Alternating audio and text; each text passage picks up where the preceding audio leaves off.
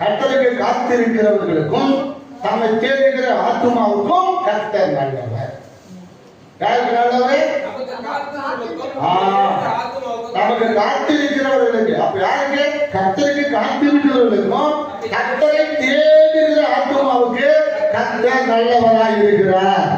அதான் சொல்ற, ருசித்து பாருங்க சொல்ற. கர்த்தர் நல்லவர் என்பதை ருசித்து பாருங்க. அதான் சங்கீதம் சங்கீதம் 34 8 9 10 வாசிக்கும் சொல்றாரு. கர்த்தர் நல்லவர் என்பதை ருசித்து பாருங்க. அவனை நம்பிக்கையாக இருக்கிற மனுஷன் கர்த்தரை பரிசுத்தவான்களே அவருக்கு பயந்திருங்கள். அவருக்கு பயந்தவர்களுக்கு குறைவே இல்லை. சிங்க குட்டிகள் தாய் சேர்ந்து பட்டினியா இருக்கும் கர்த்தரை தேடுகிறவர்களுக்கு ஒரு நன்மையும் குறைபடாது. மத்திய சுவிசேஷம் 6வது அதிகாரம் 33 34 வாசிக்கும் போது சொல்றாரு, முதலாவது தேவனுடைய ராஜ்யத்தையும் நீதியும் தேடுங்கள், அப்பொழுது எல்லாம் உங்களுக்கு கூட கொடுக்கப்படும். ஆகையால் நாளைக்காக கவலைப்படாதீர்கள்.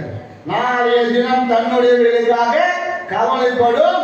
அந்த அந்த நாளுக்கு அதின் பாடுகள் போதும்.